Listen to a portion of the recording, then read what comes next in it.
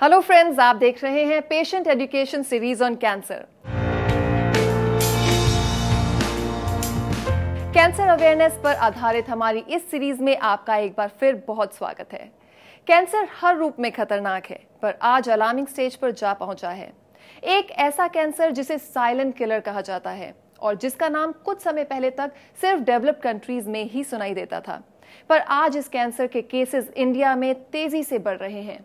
हम बात कर रहे हैं पैनक्रियाटिक कैंसर की, जिसके अब तक लगभग 17,000 केसेस रजिस्टर हो चुके हैं और ये खतरा तेजी से फ्यूचर की ओर बढ़ रहा है। ऐसा क्यों हो रहा है और क्या पैनक्रियाटिक कैंसर का इलाज या इससे बचाव का कोई उपाय है? ऐसे सवालों के जवाब तलाश करने के लिए आज हम मदद ले रहे हैं renowned oncologist and MD at AIIMS doctor Manish के सिंगल की। तो सबसे पहले आपको उनसे मिलवाते हैं। Let's welcome our expert doctor. नमस्कार, बहुत बहुत धन्यवाद। डॉक्टर साहब, सबसे पहले ये बताइए कि कैंसर एग्जैक्टली होता क्या है? हमारे अपने ही शरीर के जो सेल्स होते हैं, जब वो डिवाइड करना शुरू करते हैं और भूल जाते हैं कि कहाँ रुकना है और डिवाइड करते चले जाते हैं और उसकी वजह से एक गांठ बन जाती है, उसको हम कैंसर बोलते हैं। और उसमें क्षमता होती है कि कहीं और फैलकर नया नया घर ढूंढने की और नई नई जगह पे ग्रो करने की, और इसी तरह से इसे हम कैंसर कहते हैं। कैंसर की कोई स्टेजेस होती हैं? बिल्कुल, कैंसर की काफ़ी स्टेजेस होती हैं। जनरली हम मोटे तौर पे कैंसर को 4 स्टेजेस में डिवाइड करते हैं।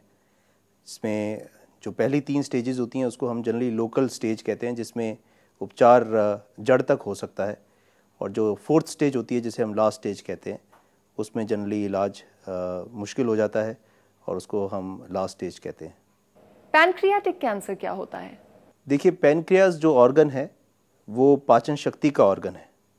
वो पेट के पीछे, यानी कि तकरीबन यहाँ पर, और लीवर के नीचे मौजूद होता है। पैनक्रियाज पाचन शक्ति का ऑर्गन होता है, जैसे मैंने आपको बताया, और उसमें पनपने वाला जो कैंसर होता है उसे पैनक्रियाटिक कैंसर कहते हैं और ये काफ़ी खतरनाक कैंसर माना जाता है। डॉक्टर साहब, इसे साइलेंट किलर कहते हैं, क्यों? पेट के पीछे मौजूद होने की वजह से कई बार ऐसा होता है कि कैंसर अंदर ही अंदर ग्रो करता रहता है और पता नहीं चलता। पैनक्रियाज कैंसर ख़ास तौर पे लीवर में फैलने की उसकी बहुत क्षमता होती है, और जब तक ज़्यादातर जो हमारे पास पेशेंट्स आते हैं और उनमें हम देखते हैं कि लीवर में कैंसर फैल गया है, तो इसलिए उसको हम साइलेंट किलर की तरह भी जानते हैं, क्योंकि बहुत जल्दी इसके सिम्टम्स आते नहीं हैं बहुत अर्ली स्टेजेस में, और जब पेशेंट्स हमारे पास आते हैं तो वो लेट स्टेजेस में होते हैं, इसलिए उसको साइलेंट किलर के नाम से जाना जाता है। भारत में प्रति वर्ष कितने लोगों को पैनक्रियाटिक कैंसर हो जाता है? पैनक्रियाटिक कैंसर का इंसिडेंस बहुत ज़्यादा नहीं है, लेकिन आजकल हम देख रहे हैं, जैसे कि हम पा रहे हैं कि पैनक्रियाज के केसेस कुछ ज़्यादा ही आ रहे हैं। लेकिन अगर हम ICMR का डेटा देखें तो 1 to 2 पर 1 lakh population new cases of cancer, pancreatic cancer होते हैं। क्या महिलाओं की अपेक्षा पुरुषों में पैनक्रियाटिक कैंसर ज्यादा पाया जाता है? ऐसा कोई जेनेटिक कॉज तो नहीं है कि मेल्स में ये कैंसर ज़्यादा पाया जाता है विज़ फीमेल्स, लेकिन ऐसे कुछ रिस्क फैक्टर्स ज़रूर हैं जो पैनक्रियाज कैंसर के हैं, जिसकी वजह से ये कहा जा सकता है कि मेल्स में इंसिडेंस इसका थोड़ा सा ज़्यादा है, जैसे कि अल्कोहल पीना, धूम्रपान करना, सिगरेट स्मोकिंग, इस तरह के कुछ कारण हैं जिसकी वजह से पैनक्रियाटिक कैंसर मेल्स में थोड़ा सा, यानी कि पुरुषों में ज़्यादा पाया जाता है। स्मोकिंग, अल्कोहल के अलावा और कौन से रिस्क फैक्टर्स होते हैं? स्मोकिंग और अल्कोहल पे विशेष चर्चा करने की ज़रूरत है, क्योंकि ये डेफिनेटली रिस्क फैक्टर्स हैं। कुछ और रिस्क फैक्टर्स हैं, ओबेसिटी यानी कि मोटापा, और गॉल ब्लैडर यानी कि पित्त की थैली के अंदर स्टोन्स का होना, जिसकी वजह से बार बार क्रॉनिक पैनक्रियाटाइटिस यानी कि इन्फ्लेमेशन, यानी कि पैनक्रियाज को का इन्फेक्शन हो जाना, बार बार इन्फेक्शन होना, जो कि जनरली पित्त की थैली के पथरी की वजह से होता है। ये बात जाननी बहुत इंपॉर्टेंट है कि पित्त उतरने का जो रास्ता होता है वो पैनक्रियाज से होता हुआ निकलता है।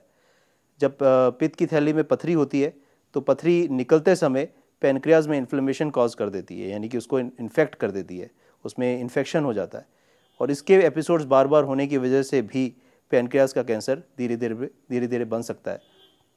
शुगर के जो मरीज होते हैं उनमें भी पैनक्रियाज कैंसर होने की क्षमता ज़्यादा होती है, उनमें भी पैनक्रियाज कैंसर ज़्यादा कॉमन तौर पे पाया जाता है। अल्कोहल एंड स्मोकिंग कैसे कैंसर को बढ़ावा देते हैं?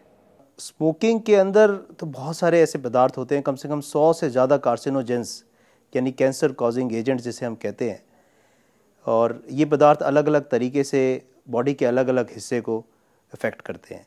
पेनक्रियाज उसमें से एक हिस्सा है, और अल्कोहल में भी कुछ ऐसे पदार्थ होते हैं जिसकी वजह से पेनक्रियाज वो क्रॉनिक इन्फ्लेमेशन जिसे कहते हैं, क्रॉनिक इरिटेशन, जैसे कि तंबाकू होता है जो मुंह में रखकर खाया जाता है, वो कैसे कैंसर कॉज करता है।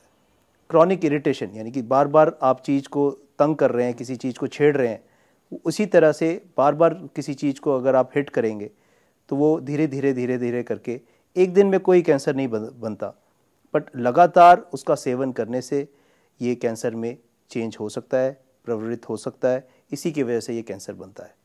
क्या पैनक्रियाटिक कैंसर बड़ी उम्र के लोगों में ज़्यादा होता है? यस, ये बात बिल्कुल ठीक है कि जनरली जो हम देखते हैं ये पैनक्रियाटिक कैंसर एल्डरली पॉपुलेशन में यानी कि 50 साल से ज़्यादा में ज़्यादा कॉमनली देखा जाता है। पर जैसे मैंने बताया कि कोई ना कोई इस तरह की क्रॉनिक इरिटेशन होती है, एक दिन में कोई चीज़ कैंसर नहीं बनती। जब किसी चीज़ का लगातार सेवन किया जाता है या लगातार प्रॉब्लम रहती है तभी वो कैंसर में चेंज होता है। तो एवरेज लाइफ अगर हम देखें पैनक्रियाटिक कैंसर की तो 50 या 60 के बीच में हमें कैंसर की एवरेज एज जो होती है वो यही पाई जाती है। पैनक्रियाटिक कैंसर के लक्षण क्या होते हैं? पैनक्रियाटिक कैंसर जैसे मैंने आपको बताया कि पेट के पीछे यानी कमर से लगा हुआ एक ऑर्गन है। तो जनरली जब पैनक्रियाज के अंदर कोई गांठ पैदा होती है तो वो आसपास की नसों को दबाती है। उन नसों को दबाने की वजह से जनरली पेशेंट पेट में दर्द, ख़ास तौर पे उसका जो टिपिकल पेन है वो कमर से होता हुआ आगे की तरफ आने वाला पेन होता है। तो ये पैनक्रियाज का काफ़ी कॉमन सिम्टम रहता है, यानी कि कमर के हिस्से में दर्द जो धीरे धीरे आगे की तरफ आता है और पेट की तरफ रेडिएट होता है। दूसरा, जैसे मैंने आपको पहले भी बताया था कि पित्त के उतरने का रास्ता पैनक्रियाज से होता हुआ निकलता है। तो जब पैनक्रियाज में कोई गांठ हो जाती है तो पित्त के रास्ते को रोक देती है, और जॉन्डिस यानी कि पीलिया, काफ़ी पेशेंट्स हमें पीलिया लेकर आते हैं, यानी उनको पीलिया हो जाता है और बाद में पता चलता है कि पैनक्रियाटिक कैंसर है। भूख ना लगना, वजन कम हो जाना, पाचन शक्ति का कम हो जाना, ये सब सिम्टम्स ही पैनक्रियाज कैंसर के पेशेंट्स में पाए जाते हैं। पैनक्रियाटिक कैंसर को डायग्नोज कैसे करते हैं? सबसे पहला टेस्ट, जब कोई भी इस तरह की प्रॉब्लम लेके जाता है, जनरली वो कैंसर डॉक्टर के पास तो नहीं जाता, एक आम फिजिशियन के पास जाता है। तो अगर वो एग्जामिनेशन करता है और उसको लगता है कि ऐसी कोई विशेष दिक्कत नहीं है और कुछ समझ नहीं आ रहा है, तो अल्ट्रासाउंड सबसे पहला टेस्ट होता है। जनरली अल्ट्रासाउंड काफ़ी सेंसिटिव होता है। अगर अल्ट्रासाउंड पेट का किया जाता है और ठीक तरीके से किया जाता है तो उसमें पैनक्रियाज कैंसर पाया जा सकता है और देखा जा सकता है। अगर अल्ट्रासाउंड में कोई भी डाउट दिखाई देता है तो जनरली हम लोग सीटी स्कैन करते हैं और कुछ ब्लड टेस्ट करते हैं, जिसकी वजह से हमें पैनक्रियाज के कैंसर के होने का शक कंफर्म हो जाता है, अगर ऐसा कुछ प्रॉब्लम हमें दिखाई देती है। इसके ट्रीटमेंट ऑप्शंस क्या हैं? पैनक्रियाज कैंसर के ट्रीटमेंट के अगर बारे में चर्चा करें तो उसको हम दो हिस्सों में डिवाइड कर सकते हैं। एक तो पैनक्रियाज कैंसर जो लोकलाइज्ड है, यानी कि कहीं फैला हुआ नहीं है। जैसे मैंने पहले बताया कि पैनक्रियाज जनरली लीवर में फैलता है। अगर वो लोकलाइज्ड कैंसर है तो हम जनरली सर्जरी का हेल्प लेते हैं। सर्जन से पूछा जाता है कि ये सर्जरी के लायक पेशेंट है या नहीं।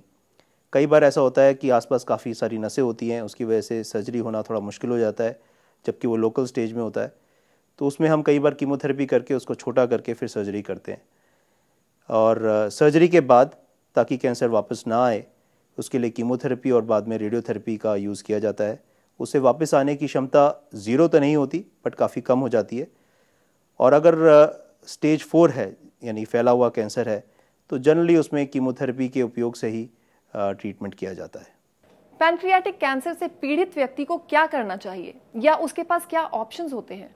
पैनक्रियाज के ट्रीटमेंट के लिए बहुत स्पेशलाइज्ड सिस्टम की ज़रूरत होती है, यानी कॉम्प्रिहेंसिव कैंसर नेटवर्क जैसे हम बोलते हैं, कॉम्प्रिहेंसिव कैंसर सेटअप होना चाहिए।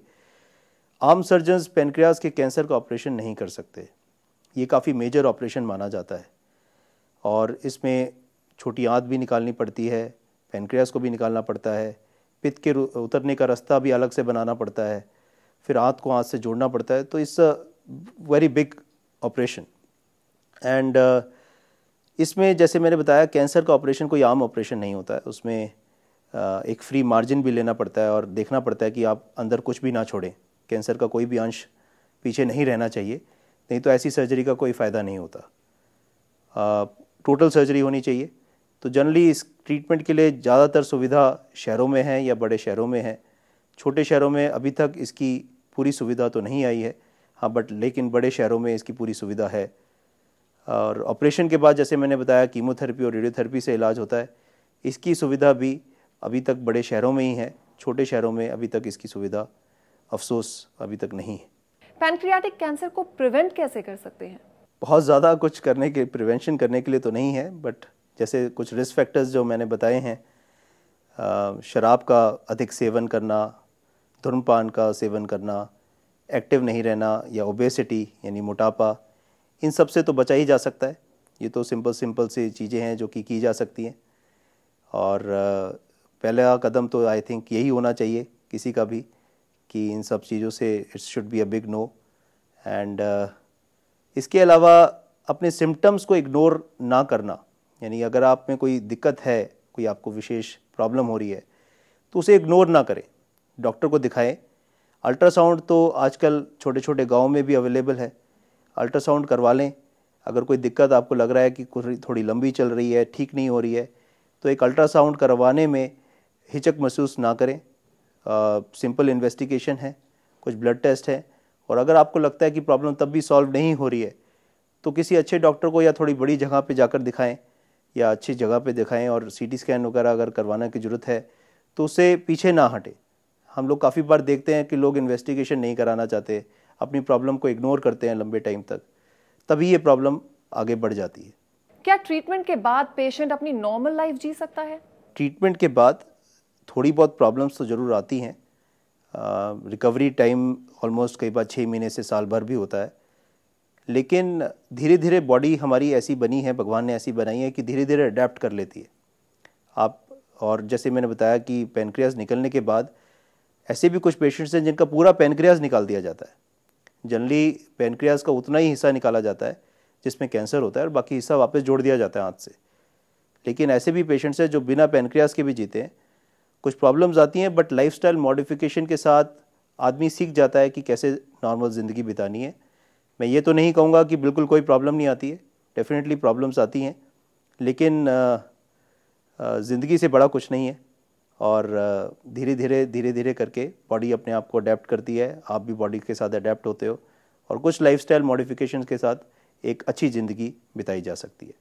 Thank you so much doctor. आपके इस इंफॉर्मेटिव और इंसाइटफुल डिस्कशन ने हमें पैनक्रियाटिक कैंसर के बारे में अलर्ट किया है, और साथ ही अब हमारे व्यूअर्स पैनक्रियाटिक कैंसर के बारे में अवेयर हो चुके हैं। नमस्कार, बहुत बहुत धन्यवाद। Now it's time to sign off with a hopeful message that together we will defeat cancer in future. So keep watching Patient Education series on cancer. अपना ख्याल रखिए, क्योंकि हमें आपकी फिक्र है।